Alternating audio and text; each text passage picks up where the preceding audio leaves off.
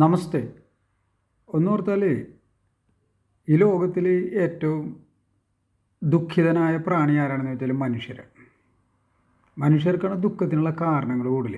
ഇപ്പോൾ നോക്കൂ, അച്ഛൻ മരിച്ചു പോകുന്നു, പിന്നെ അച്ഛനെക്കുറിച്ചുള്ള ഓർമ്മകളാണ്. ആ ഓർമ്മകളൊക്കെ ദുഃഖമായിരിക്കും, ഭയങ്കര വിഷമമായിരിക്കും. അല്ലെങ്കിൽ അമ്മ മരിച്ചു പോകുന്നു, അല്ലെങ്കിൽ സഹോദരങ്ങൾ മരിക്കുന്നു, വേർപാടിൻ്റെ ദുഃഖം എന്ന് പറയില്ലേ, അത് മനുഷ്യർക്ക് വളരെ കൂടുതലാണ്. പട്ടിക്കും പൂച്ചക്കൊന്നും ആ പ്രശ്നമില്ലല്ലോ. അതിനെ കുഞ്ഞുങ്ങളെ ഒരു മാതിരി വളർത്തി, വെള്ളക്കാർ വളർത്തുന്ന പോലെ വളർത്തും.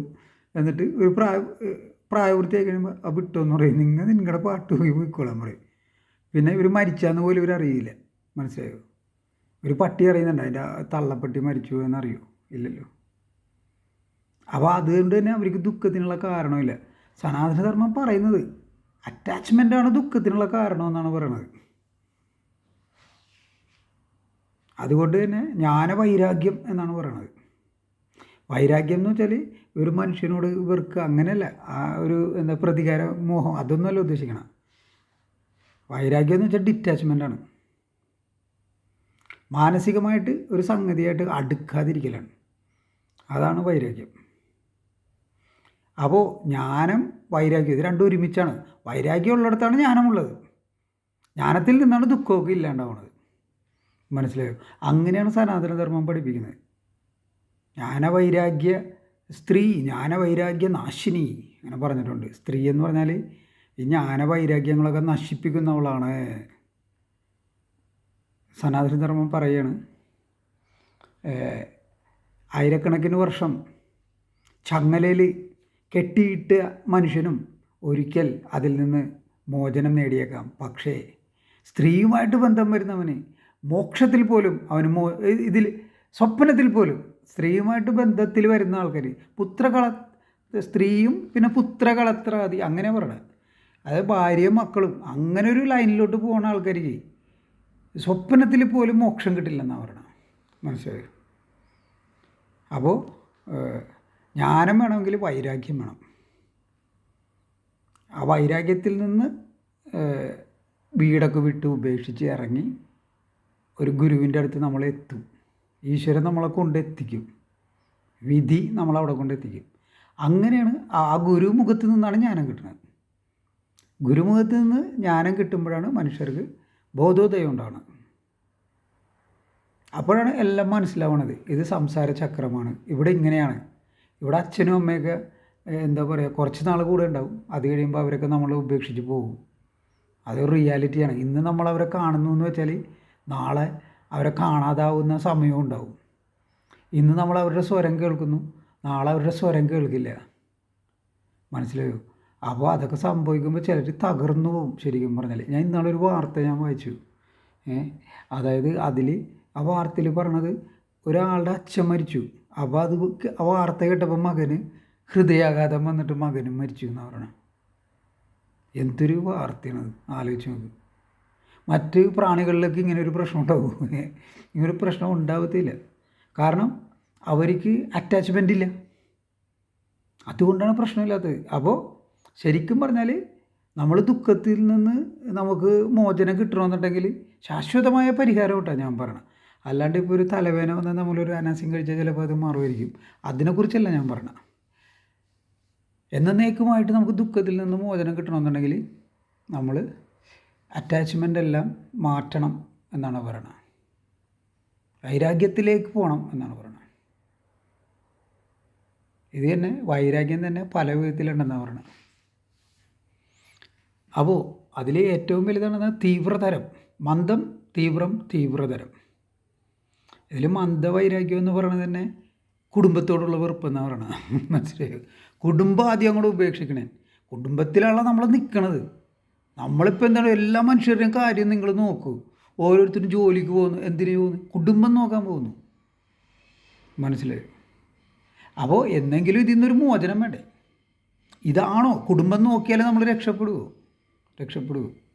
എന്ന് പറഞ്ഞാൽ കുടുംബം നോക്കരുതെന്നല്ല അതിൻ്റെ അർത്ഥം. കുടുംബം തീർച്ചയായിട്ടും നോക്കണം. അത് പ്രാരബ്ധ കർമ്മമാണ്. നോക്കൂ, ഗംഗയിൽ പോയി കുളിച്ചു കഴിഞ്ഞാൽ, ഗംഗയിൽ മുങ്ങിയാൽ നമ്മുടെ പാപങ്ങളൊക്കെ പോകുമെന്ന് പറയുന്നുണ്ട്. അതായത് അനാദികാലം മുതൽക്കേ നമ്മൾ കർമ്മം ചെയ്യണേ അല്ലേ. അപ്പോൾ ഗംഗയിൽ മുങ്ങി കുളിച്ച് കഴിഞ്ഞാൽ സഞ്ചിത പാപം അതാണ് ഇല്ലാണ്ടാവുന്നത്, പ്രാരബ്ധമല്ല, സഞ്ചിത പാപം ഇല്ലാണ്ടാവും. അതായത് നമ്മൾ ക്യാരി ചെയ്യുന്ന പാപം ഉണ്ടല്ലോ, പല ജന്മങ്ങളിൽ നമ്മൾ അനുഭവിച്ച കർമ്മങ്ങളുടെ ഫലം, ദുഷ്കർമ്മങ്ങളുടെ ഫലം, അതാണ് പാപഫലം എന്ന് പറയുന്നത് നമ്മൾ ഉദ്ദേശിക്കണം. അപ്പോൾ അതൊക്കെ ഗംഗയിൽ കുളിച്ച് ഇല്ലാണ്ടാവുന്നതാണ്. പക്ഷേ ഇപ്പോഴുള്ള കർമ്മം, ഇപ്പം നമുക്കുള്ള എന്താ പറയുക, നമ്മുടെ ഉത്തരവാദിത്തങ്ങൾ, ഇപ്പോൾ ചിന്താവിഷ്ടയായ ശ്യാമളയിൽ ശ്രീനിവാസം കണ്ടില്ലേ, പെട്ടെന്ന് ആത്മീയത തലയിൽ കയറിയിട്ട് ഭാര്യനെയും പിള്ളേരെയൊക്കെ പൊടിക്കാച്ചി പിള്ളേരെയൊക്കെ ഇട്ടിട്ട് ശബരിമലക്ക് പോയി ഭയങ്കര ആത്മീയത പറച്ചിലായി ഇല്ലേ. അങ്ങനെ ചെയ്യരുത്, അത് തെറ്റാണെന്നാണ് അതിൻ്റെ അർത്ഥം. നമ്മളുടെ സഞ്ചിത പാപങ്ങളൊക്കെ ഗംഗയിൽ കുളിച്ചാൽ അത് പോകും. പക്ഷേ പ്രാരബ്ധം, നമ്മൾ ഈ ജന്മത്തിൽ ചെയ്യണ കർമ്മങ്ങളുടെ ഫലം നമ്മൾ അനുഭവിക്കേണ്ടി വരും. അപ്പോൾ എന്തെല്ലാം കർമ്മം ചെയ്യുന്നു ഒന്ന് ആലോചിച്ച് നോക്ക്. ഇപ്പം മീൻ തിന്നുന്ന ആൾക്കാരെ തന്നെ എടുക്കുക. ഇപ്പം കൊച്ചു കൊച്ചു മീനുണ്ടല്ലോ, ഇപ്പോൾ പറയണ കൊഴുവ, ചെമ്മീൻ, അങ്ങനെയൊക്കെയുള്ള മീനുകളില്ലേ, അതൊക്കെ ഒരു ദിവസം ഒരു മനുഷ്യന് എന്തോരം തിന്നും. ഉണക്ക ചെമ്മീൻ ആ ഫോർട്ട് കൊച്ചിക്കാരൻ മെയിൻ ഷാപ്പറാണത്. അപ്പോൾ ഇതൊക്കെ കഴിച്ച് കഴിഞ്ഞാൽ തീർച്ചയായിട്ടും നമ്മൾ ചെമ്മീനായിട്ട് ജനിക്കുകയും ചെയ്യും. നമ്മളാരെങ്കിലും ഇതേപോലെ വലയിട്ട് പിടിക്കുക അല്ലെങ്കിൽ എങ്ങനെയെങ്കിലും പിടിച്ച് നമ്മളെ ചട്ടിയിലാക്കി ആരെങ്കിലും കഴിച്ചിരിക്കും, നമ്മൾ അങ്ങനെ ചെയ്തിട്ടുണ്ടെങ്കിൽ. മനസ്സിലായോ? അതാണ് പറയണത് കർമ്മഫലം അനുഭവിക്കാതെ തീരില്ല എന്ന് പറയുന്നതിൻ്റെ അർത്ഥം അതാണ്. നമ്മളൊരു 10 നിലയുള്ള വീട്, വലിയൊരു കെട്ടിടം, 10 നില എന്ന് പറയുമ്പോൾ എന്തൊരു ഹൈറ്റ് ഉണ്ടാവും. അപ്പോൾ നിങ്ങൾ അതിൻ്റെ തുഞ്ചത്തിരിക്കണ ഏറ്റവും മുകളിൽ പോയിട്ട് അപ്പോൾ ഞാൻ പറഞ്ഞത് നിങ്ങളോട് ചാടല്ലേ എന്ന് പറഞ്ഞാൽ നിങ്ങൾ ചാടി. പിന്നെ ചാടിക്കഴിഞ്ഞിട്ട് നിങ്ങൾക്കൊന്നും പറ്റരുതെന്ന് പറഞ്ഞാൽ നടക്കൂല. ചാടിക്കഴിഞ്ഞാൽ പിന്നെ നിങ്ങൾ ഗ്രാവിറ്റിയിലായി. അവൻ ഇങ്ങോട്ട് വലിയൊരു ഫോഴ്സിനങ്ങോട്ട് ടബയെന്ന് പറഞ്ഞാൽ അടിയായിരിക്കും, ഭയങ്കര ഫോഴ്സായിരിക്കും. ചാടാനധികം ഫോഴ്സ് വേണ്ട, പക്ഷേ ഒരു ഫോഴ്സും വേണ്ട, ചുമ്മാ ഒന്ന് ചാഞ്ഞാൽ മതി, ഗ്രാവിറ്റി വന്ന് പിടിച്ച് നമ്മളെ കൊണ്ടുപോയിക്കോളും.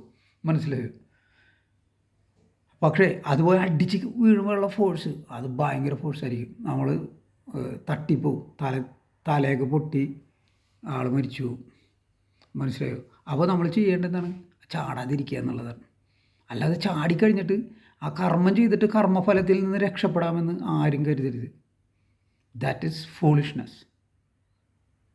മനസ്സിലായോ?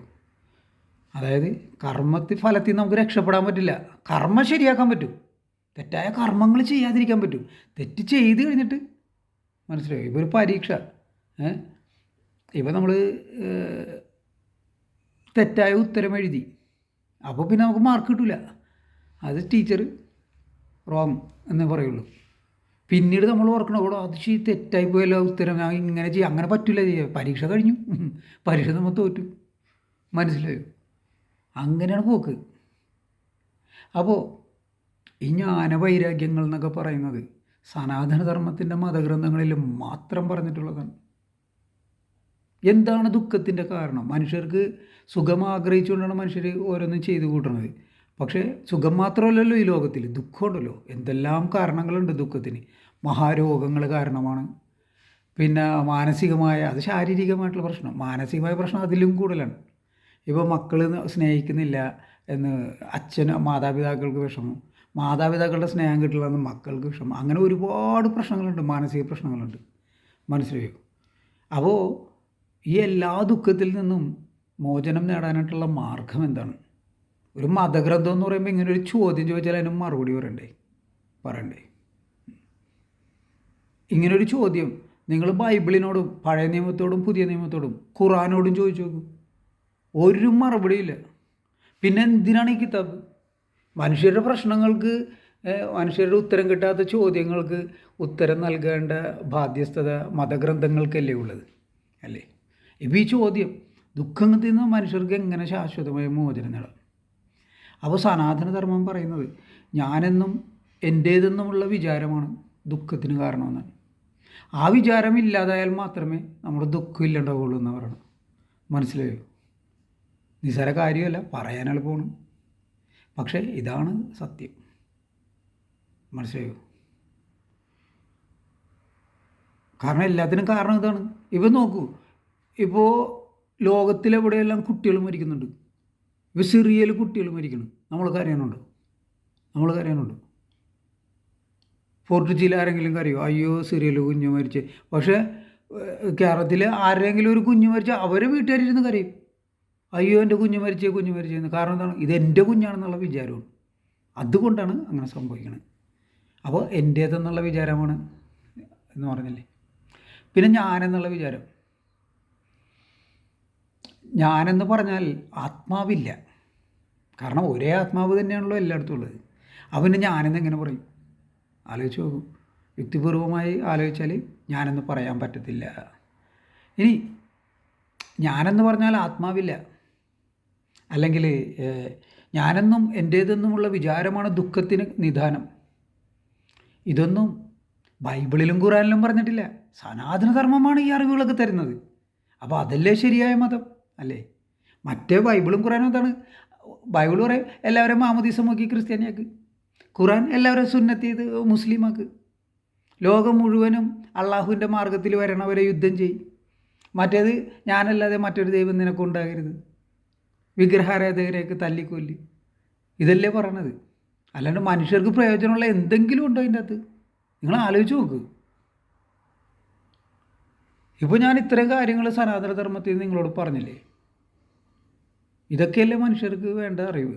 പിന്നെ മറ്റൊരു കാര്യമുണ്ട്. ഞാൻ സനാതനധർമ്മത്തിൽ നിന്ന് മനസ്സിലാക്കിയ കുറച്ച് കാര്യങ്ങളാണ് കേട്ടോ പറയണത്. ഇതൊക്കെ ഞാൻ എങ്ങനെ മനസ്സിലാക്കാൻ ഇടയായെന്ന് വെച്ചാൽ എൻ്റെ അപ്പന് ഇതൊക്കെ അറിയായിരുന്നു. അപ്പനെല്ലാം അറിയായിരുന്നു. ഈ കാര്യങ്ങളുടെയൊക്കെ അഗ്രഗണ്യനായിരുന്നു അപ്പൻ. അപ്പൻ്റെ ഞങ്ങളുടെ വീട്ടിൽ അവിടെ ഇവിടെയൊക്കെ പുസ്തകം ചിതറി കിടക്കണതാണ്. എവിടെ നോക്കിയാലും പുസ്തകങ്ങളാണ്. പക്ഷേ എല്ലാം കൊച്ചു കൊച്ചു പുസ്തകങ്ങളും, അല്ലെങ്കിൽ പുസ്തകങ്ങളെന്ന് വെച്ചാൽ അത് ബൈബിള് പോലെ അങ്ങനെ പോളിഷ്ഡ് ആയിട്ടുള്ള ഒരു കവറോ അങ്ങനെയൊന്നുമില്ല. എല്ലാം വളരെ പഴഞ്ചൻ പുസ്തകങ്ങളായിട്ട് തോന്നുള്ളൂ. നമ്മൾ അതിൻ്റെ പേപ്പറിനും ക്വാളിറ്റി ഇല്ല, ഒന്നുമില്ല. പക്ഷേ അതിൻ്റെ കണ്ടൻറ്റ്, ടെക്സ്റ്റ്, അതിന് ക്വാളിറ്റി ഉണ്ട്. മറ്റേ ബൈബിള് തങ്കക്കടലാസിൽ പൊതിഞ്ഞ അമേധ്യമാണ് ബൈബിള്. മനസ്സിലായോ? അതാണ് ബൈബിള്. പക്ഷേ ഇത്തരം പുസ്തകങ്ങൾ എൻ്റെ വീട്ടിലുണ്ടായിരുന്നു. അപ്പൻ ഇതൊക്കെ വായിക്കുമായിരുന്നു. അപ്പൻ ശരിക്കൊരു പുസ്തകപ്പുഴുവായിരുന്നേ. എല്ലാം വായിക്കുമായിരുന്നു. എൻ്റെ വീട്ടിൽ ഋഗ്വേദം ഉണ്ടായിരുന്നു, കുറേ ഉപനിഷത്തുകളുണ്ടായിരുന്നു. ഇടയ്ക്കിടയ്ക്ക് ഞാൻ അതും ഇതൊക്കെ എടുത്ത് മറിച്ച് നോക്കുമായിരുന്നു. പിന്നെ കുറേ പുസ്തകങ്ങൾ ഇംഗ്ലീഷ് സംബന്ധമായിട്ടാണെങ്കിലും അത് പല ഡിക്ഷണറി ഉണ്ടായിരുന്നു. ഓക്സ്ഫോർഡ് ഡിക്ഷണറി ഉണ്ടായിരുന്നു, വെബ്സ്റ്റർ ഉണ്ടായിരുന്നു. വെബ്സ്റ്ററാണ് അപ്പൻ എപ്പോഴും ഫോളോ ചെയ്തിരുന്നത്. പിന്നെ തെഷറസ് ഉണ്ടായിരുന്നു. അങ്ങനെ അങ്ങനെ അങ്ങനെ അങ്ങനെ പിന്നെ ഇംഗ്ലീഷ് മലയാളം നിഘണ്ടു, പലതരം നിഘണ്ടുകൾ, NBS, അങ്ങനെ ഒത്തിരി പുസ്തകങ്ങളുണ്ടായിരുന്നു. അപ്പോൾ അതിൽ നിന്നൊക്കെയാണ് നമ്മളിത് മനസ്സിലാക്കുന്നത്.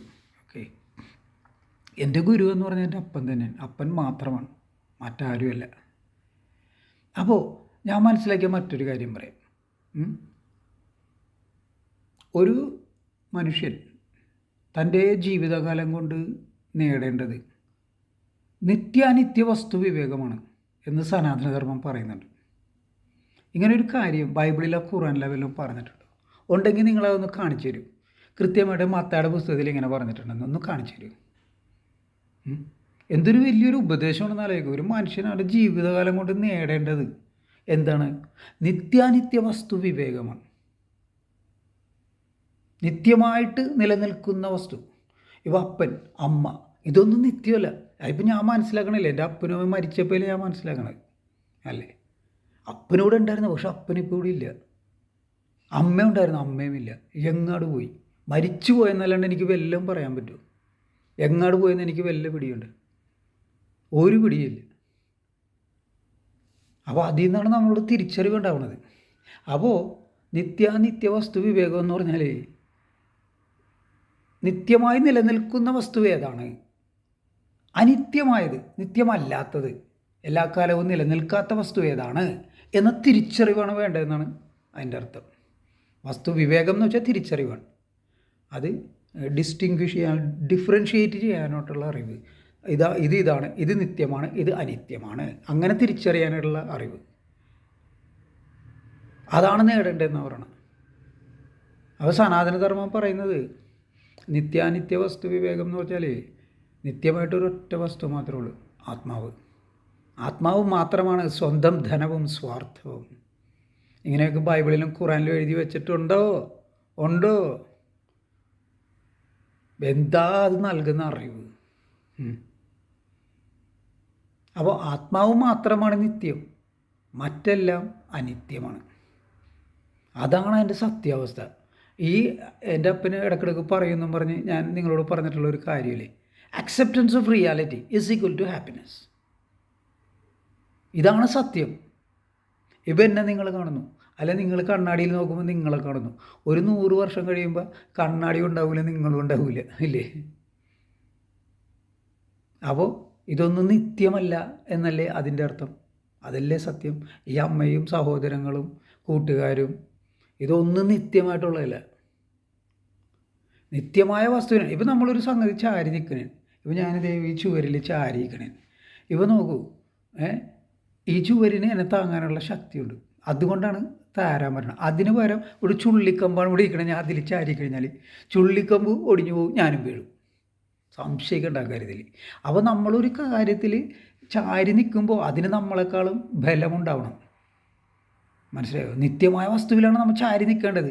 അനിത്യമായ വസ്തുവിൽ നമ്മൾ ശ്രദ്ധ കേന്ദ്രീകരിച്ച് കഴിഞ്ഞാൽ, നേരത്തെ ചുള്ളിക്കമ്പിൻ്റെ കാര്യം പറഞ്ഞ പോലെ, അത് വീഴുമ്പോൾ നമ്മളും വീഴും, നമുക്കും ദുഃഖം ഉണ്ടാവും. അതാണ് എൻ്റെ സംഭവം. ഇതൊക്കെ നമ്മൾ മനസ്സിലാക്കുന്നത് സനാതനധർമ്മം നമുക്ക് തരുന്ന അറിവാണ്. ആ അറിവുകളെല്ലാം സംസ്കൃത ഭാഷയിലുള്ളതാണ്. ബ്രാഹ്മണരില്ലെങ്കിൽ ഇതൊന്നും ഞാൻ ഒരിക്കലും മനസ്സിലാക്കില്ല. അതുകൊണ്ട് തന്നെ ബ്രാഹ്മണരോട് ഞാൻ എന്നും നന്ദിയുള്ളവനായിരിക്കും, ഗ്രേറ്റ്ഫുൾ ആയിരിക്കും. ലോകം മുഴുവനും ആരോടാണോ ഗ്രേറ്റ്ഫുൾ ആയിരിക്കേണ്ടത്, നന്ദിയുള്ളവരായിരിക്കേണ്ടത്, അവരാണ് ബ്രാഹ്മണർ. കാരണം അവരിൽ നിന്നാണ് നമുക്ക് അറിവ് കിട്ടണം. നമ്മളും മറ്റു പ്രാണികളുമായിട്ടുള്ള വ്യത്യാസം തന്നെ അറിവാണ്, അറിവിൻ്റെ വ്യത്യാസമാണ്. മനസ്സിലായോ? അപ്പോൾ ഒരുപാട് കാര്യം ഇന്ന് പറഞ്ഞു. പ്രത്യേകിച്ച് ബൈബിളിൻ്റെ ഒന്നും കോട്ടൊന്നും ചെയ്തില്ല. എന്നാലും ഇടയ്ക്കിടയ്ക്ക് സനാതനധർമ്മത്തെക്കുറിച്ചും പറയേണ്ടതുണ്ട് എന്ന് എൻ്റെ ഹിന്ദു സുഹൃത്തുക്കൾ കുറേ പേര്, അവർക്കൊന്നും വലിയ പിടിയില്ല എന്ന് എനിക്ക് മനസ്സിലായി. അതെങ്ങനെ ഉണ്ടാവും? ബ്രാഹ്മണരുമായിട്ട് നമ്മൾ താണനിരത്തിലേ നീരോടൂ.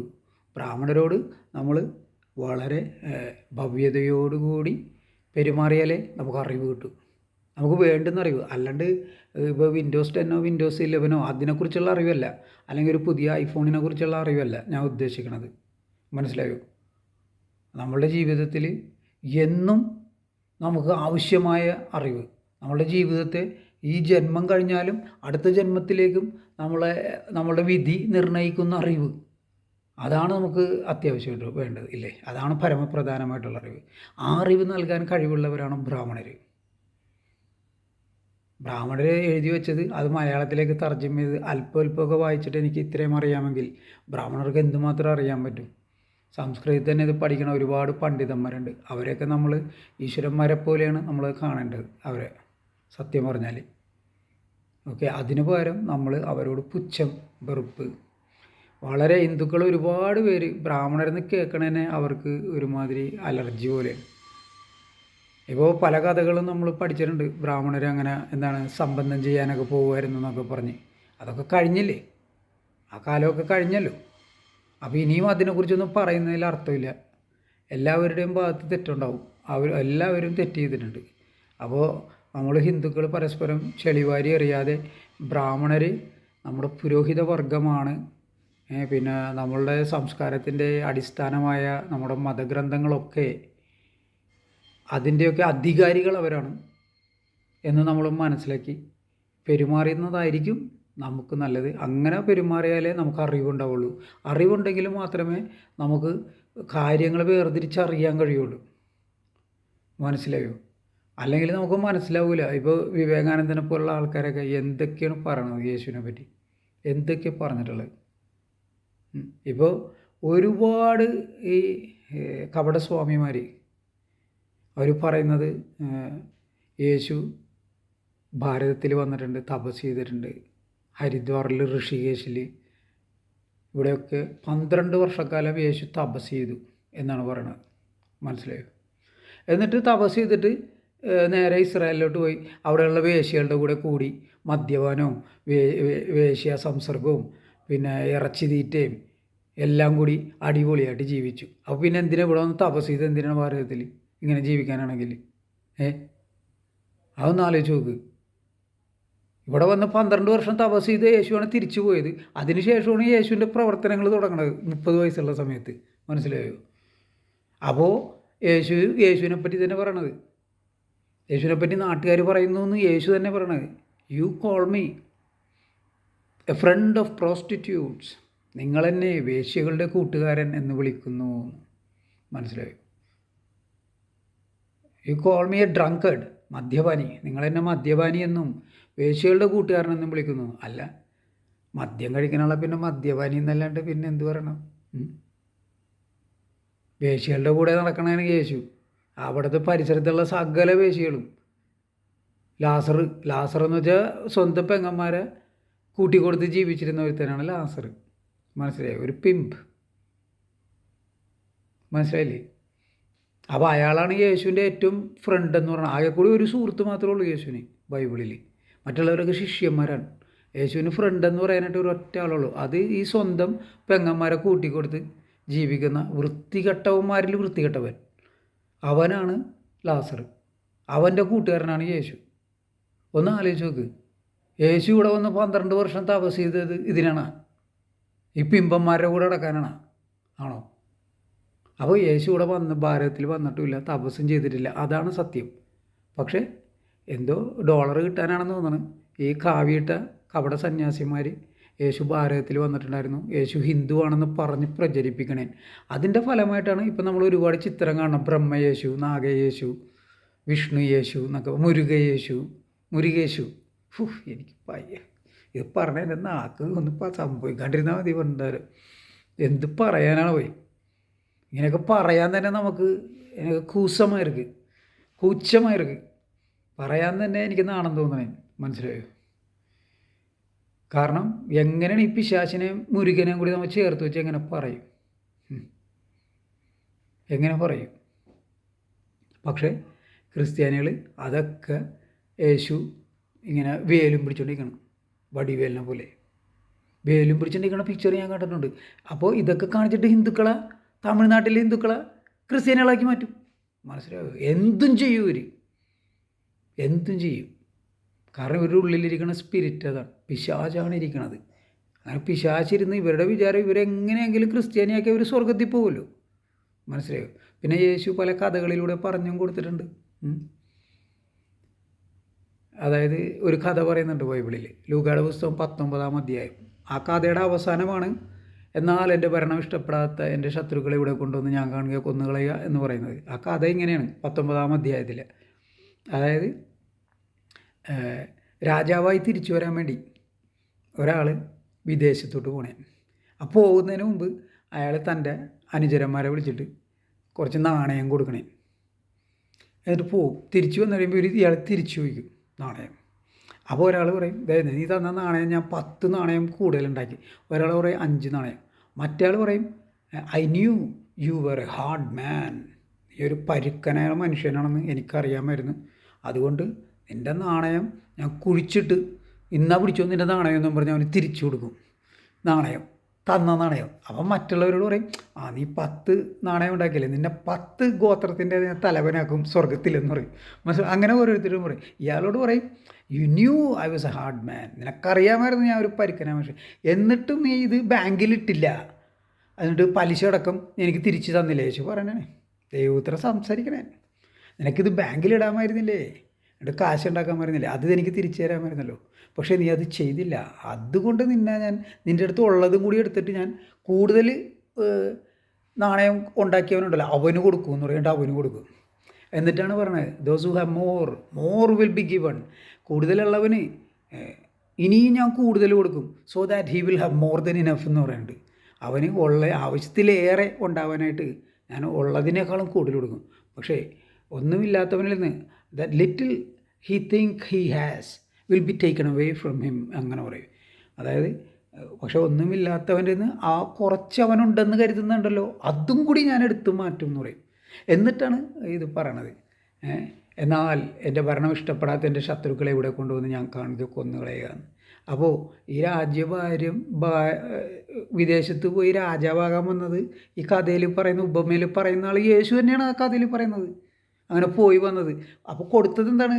വചനമാണ് കൊടുത്തത്, നാണയമല്ല, വചനം. അത് വെച്ചിട്ട് ആൾക്കാരെ ഇതിലേക്ക് ചേർക്കുക ക്രിസ്തു മതത്തിൽ. ഒരുത്തൻ 10 പേരെ ചേർത്ത്, അപ്പോൾ അവന് ഗുഡ് സർട്ടിഫിക്കറ്റ്, മറ്റവന് 5 പേരെ. മനസ്സിലായോ? അങ്ങനെ അതാണ് ആ കഥയുടെ ഉപമയുടെ ശരിക്കുള്ള അർത്ഥം. ഞാൻ പറഞ്ഞില്ലേ ഒരിക്കൽ അപ്പം പറഞ്ഞിട്ട് ഞാനൊരു ഒരു ക്രിസ്ത്യാനികളുടെ ഈ വികാരികൾ, വയസ്സന്മാർ, റിട്ടയറായ വികാരികളുടെ ഒരു മഠമുണ്ട്. അത് എൻ്റെ ഓർമ്മ ശരിയാണെങ്കിൽ ഇതിപ്പോൾ എത്ര വർഷമായി എന്ന് വെച്ച് കഴിഞ്ഞാൽ ഡെഫിനറ്റ്ലി ഒരു 1999 സംഭവിച്ച കാര്യമാണിത്. ഓക്കെ, അപ്പോൾ 25 വർഷമായി. ഞാൻ തുടങ്ങിയ സമയത്ത് സംഭവിച്ച കാര്യമാണ്. അപ്പോൾ അവിടെ ഒരു ഇന്നമാതിരി ഒരു മഠമുണ്ട്, അഗതി മന്ദിരം എന്ന് വേണമെങ്കിൽ പറയാം. പക്ഷേ അത് നല്ല സൗകര്യങ്ങളുള്ള ഒരു വലിയൊരു വീടായിരുന്നു. അപ്പോൾ അവിടെ ഇങ്ങനെ റിട്ടയർ ആയിട്ടുള്ള ഈ ലോഹയിട്ട ആൾക്കാർ താമസിക്കണേ. അപ്പോൾ അതിലൊരാൾ ഇന്ത്യൻ എക്സ്പ്രസ്സിൽ ലെറ്റേഴ്സ് ടു ദ എഡിറ്റർ ഉണ്ടല്ലോ, ലെറ്റർ ടു ദ എഡിറ്റർ എന്ന് പറഞ്ഞിട്ട്, അപ്പോൾ അതിൻ്റെ അകത്ത് അയാളൊരു കഥ എഴുതി. എൻ്റെ അപ്പനും അതിൻ്റെ അത് എഴുതും, എന്തെങ്കിലും ലെറ്റർ ഇടും, അപ്പോൾ അവരത് പബ്ലിഷ് ചെയ്യുമായിരുന്നു. അപ്പോൾ അപ്പന് ഈ എഴുതിയത് എന്താണ്, കൺവേർഷനെതിരായിട്ടാണ്, മതം മാറ്റത്തിനെതിരായിട്ടാണ് അപ്പൻ എഴുതിയത്. അപ്പോൾ ഇയാളുടെ മറുപടിയായിരുന്നു അതിൽ വന്നത് ഇന്ത്യൻ എക്സ്പ്രസ്സിൽ. അതും അവർ പബ്ലിഷ് ചെയ്തു. അതായത് ഇയാൾ പറയണത് ഇത് ആരും ഫോഴ്സ്ഫുള്ളായിട്ട് കൺവേർട്ട് ചെയ്യുന്നില്ല. ഇപ്പോൾ മനുഷ്യർ മാർക്കറ്റിൽ പോയി ഓറഞ്ച് മേടിക്കുന്നു, അവിടെ പലതരം ഓറഞ്ച് ഉണ്ട്, അപ്പോൾ നമുക്ക് ഇഷ്ടമുള്ള ഓറഞ്ച് നമ്മൾ മേടിക്കുന്നു. അതേപോലെ ആളുകൾ ഇഷ്ടമുള്ളതുകൊണ്ടാണ് ക്രിസ്തുമതം സ്വീകരിക്കണമെന്ന്. പക്ഷേ സത്യം അതൊന്നുമല്ലേ. 1,00,000-ത്തിലധികം ആൾക്കാർ, മിഷണറി പ്രവർത്തകർ ഭാരതത്തിൽ പ്രവർത്തിക്കുന്നുണ്ട് ഹിന്ദുക്കളെ മതം മാറ്റാനായിട്ട്. അല്ലാണ്ട് ഹിന്ദുക്കൾ അങ്ങോട്ട് പോയിട്ട് ഓറഞ്ച് മേടിക്കണമല്ല, അത് ഇങ്ങോട്ട് കൊണ്ട് വന്നിട്ട് അണ്ണാക്കിലേക്ക് തള്ളിത്തരണേണ് ഈ ഓറഞ്ച്. അതാണ് സത്യം. പക്ഷേ ഇയാൾ ഇത്തരം വയസ്സായെങ്കിലും 85 വയസ്സൊന്നും ഉണ്ടായിരുന്നേക്ക്. ഇയാൾ ഇങ്ങനെയുള്ള കള്ളമല്ലേ പറയുള്ളൂ, യേശുവല്ലേ ഉള്ളിലിരിക്കണത്. അപ്പോൾ അപ്പനിത് വായിച്ചിട്ട് സഹിക്കാൻ പറ്റിയില്ല, ഇയാളുടെ എഴുത്ത് കേട്ടിട്ട്.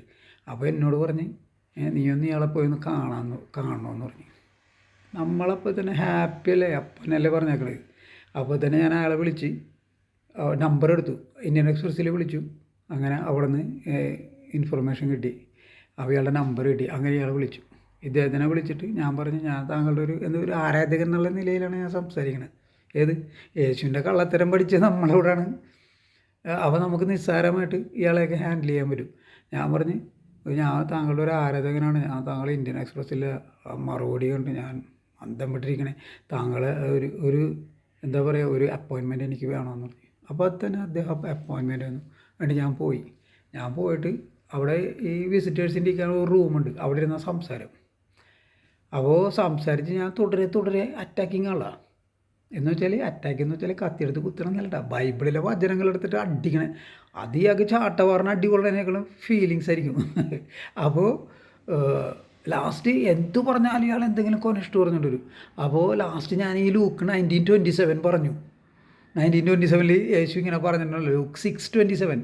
ലൂക്കായുടെ പുസ്തകം 6-ാം അധ്യായം 27-ാം വാക്യത്തിൽ യേശു പറയുന്നത് നിങ്ങൾ ശത്രുക്കളെ സ്നേഹിക്കുവിൻ എന്നാണ്. 6-ാം അധ്യായം 27-ാം വാക്യം. പക്ഷെ അത് തന്നെ കൃത്യം 13 അധ്യായങ്ങൾ മറിക്കുമ്പോൾ 19-ാം അധ്യായം 27-ാം വാക്യത്തിൽ പറയുന്നത്, എന്നാൽ എൻ്റെ ശത്രുക്കളെ, എൻ്റെ ഭരണം ഇഷ്ടപ്പെടാത്ത എൻ്റെ ശത്രുക്കളെ ഇവിടെ കൊണ്ടുവന്ന് ഞാൻ കാണിക്കുക കൊന്നുകളയുക എന്ന് പറയണം. മനസ്സിലായോ? യേശുവിൻ്റെ ഭരണം ഇഷ്ടപ്പെടാത്ത യേശുവിൻ്റെ ശത്രുക്കൾ എന്ന് പറയുന്നത് ആരാണ്? യഹൂദരാണ്. പക്ഷേ യഹൂദ രാജാവെന്നും പറഞ്ഞാണല്ലോ വന്നത്. യഹൂദർ നീ പറയണ നീ കള്ളനാണ്, നീ രാജാവൊന്നുമല്ല എന്നും പറഞ്ഞാണ് യഹൂദർ യേശുവിനെ കുരിശിക്കറ്റിയത്. മനസ്സിലായോ? അപ്പോൾ യഹൂദരെ കൊല്ലാനാണ് യേശു പറയണത്. വളരെ കൗശലപൂർവ്വം പറയുന്നത് അതാണ്. ഓക്കെ, അപ്പോൾ ഇക്കാര്യം ഞാൻ പറഞ്ഞു ഇയാളോട്. ഇങ്ങനെയും പറയുന്നുണ്ടല്ലോ 6:27 ഇങ്ങനെ പറയുന്നുണ്ട് 19. ഇയാൾക്ക് ആദ്യമായിട്ട് ഇങ്ങനെ ആലോചിക്കണം, ഇങ്ങനെ കേൾക്കണ സംഭവം. അപ്പോൾ തന്നെ ഇങ്ങനെ ഒരു ഷോക്ക് പോലെ. അപ്പോൾ തന്നെ കുറച്ച് നേരം ഇങ്ങനെ നിന്നിട്ട് മൗനമായിരുന്നിട്ട് ഇദ്ദേഹം ഓർത്തെടുത്തു, ഇതൊരു പാരബിളിൽ പറയണതാണ്, ഇത് യേശു അല്ല എന്ന് പറഞ്ഞു എന്നോട്. അയാൾ ജയിച്ച പോലെ. അപ്പോൾ ഞാൻ നേരത്തെ കുറച്ച് നേരത്തെ നിങ്ങൾക്ക് പറഞ്ഞ് മനസ്സിലാക്കി തന്നില്ലേ, ഈ പാരബിളിൽ സംസാരിക്കുന്നത് യേശു തന്നെയാണെന്ന്. അതുപോലെ തന്നെ അയാളോട് പറഞ്ഞു കൊടുത്തു. അപ്പോൾ അയാൾക്ക് പിന്നെ മറുപടി ഇല്ലാണ്ടായി. തീർന്നു, പരിപാടി കഴിഞ്ഞ്. പിന്നെ ആൾ സംസാരിച്ചിട്ടില്ല. എന്നോട് പോകണമെന്ന് പറഞ്ഞു. അപ്പോൾ എനിക്ക് മനസ്സിലായി ഇനി പന്തിയല്ല ഇവിടെ നിൽക്കണമെന്ന് മനസ്സിലായി. ഞാൻ വിട്ടു, സ്ഥലം കാലിയാക്കി. മനസ്സിലായോ? പിന്നെ ഈ ലൂക്ക് 19:27 ഇത് ഞാൻ വേറൊരു പുസ്തകത്തിലും കൂടി വായിച്ചിട്ടുണ്ട് കേട്ടോ. ഇത് എന്താണ് the dark side of Christian history എന്നും പറഞ്ഞ് ഒരു പുസ്തകമുണ്ട്. അത് ഹെലൻ എലർബേ എന്നും പറഞ്ഞൊരു വെള്ളക്കാരി എഴുതിയ പുസ്തകമാണ്. അത് നെറ്റിൽ കിട്ടും, ഗൂഗിൾ അടിച്ചാൽ മതി. അതിനകത്ത് അവരിത് പറഞ്ഞിട്ടുണ്ട്, ഈ ലൂക്ക് 19:27. അതായത് ഈ പുസ്തകമൊന്നും ഞാൻ മുഴുവനായിട്ടൊന്നും വായിച്ചിട്ടൊന്നുമില്ല കേട്ടോ. അവിടെ ഇവിടെയൊക്കെ അപ്പൻ്റെ അടുത്ത് ഇതൊക്കെ ഉണ്ടാവുമല്ലോ. അപ്പോൾ അവിടെ ഇവിടെയൊക്കെ കിടക്കുമ്പോൾ ഞാൻ ചുമ്മാ ഒന്ന് മറിച്ച് നോക്കും. അപ്പോൾ ആദ്യം ചെന്നെത്തണം ഇവിടെ ഇരിക്കും, കറക്റ്റ് സ്പോട്ടിലായിരിക്കും നമ്മൾ ചെന്നെത്തണേ. അപ്പോൾ തന്നെ അത് നമ്മുടെ അടുത്ത് റെക്കോർഡായി. മനസ്സിലായോ? അങ്ങനെയുള്ള ഓർമ്മയിൽ പറഞ്ഞു. അല്ലാണ്ട് ഹെലൻ എലർബയുടെ പുസ്തകമൊന്നും ഞാൻ വായിച്ചിട്ടൊന്നുമില്ല.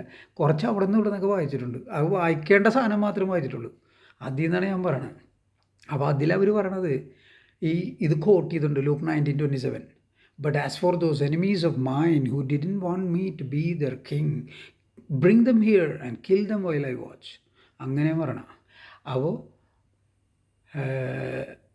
അങ്ങനെ പറയുമ്പോൾ ഈ ഓദർ പറയുന്നത്, എഴുത്തുകാരി പറയുന്നത്, ഈ വചനം ഹിറ്റ്ലറിനെ വളരെയേറെ സ്വാധീനിച്ചിട്ടുണ്ട് യഹൂദരെ കൊല്ലാൻ, കൂട്ടക്കൊല ചെയ്യാൻ. കാരണം ഇവിടെ പറയുന്നത് യഹൂദരെ കൊല്ലാനാണ് പറയണത്. അത് തന്നെ പറയണത്. മനസ്സിലായോ? അപ്പോൾ ഞാൻ പറഞ്ഞില്ലേ, എല്ലാത്തിൻ്റെ പിന്നിലും മതമാണ്. എല്ലാത്തിൻ്റെ പിന്നിൽ ആഴ്ന്ന് ഒന്ന് ഇറങ്ങി ഒന്ന് പരിശോധിച്ച് കഴിഞ്ഞാൽ യേശുവിൻ്റെ കറുത്ത കൈകൾ എല്ലായിടത്തും കാണാൻ പറ്റും. മനസ്സിലായോ? അതുകൊണ്ടാണ് ഞാൻ പറയണത് യേശു തന്നെയാണ് പിശാചെന്ന്. ഞാൻ 31 മിനിറ്റ്സ് ഞാൻ സംസാരിച്ചു കഴിഞ്ഞു. നന്ദി, നമസ്തേ, ഹർ ഹർ മഹാദേവ്.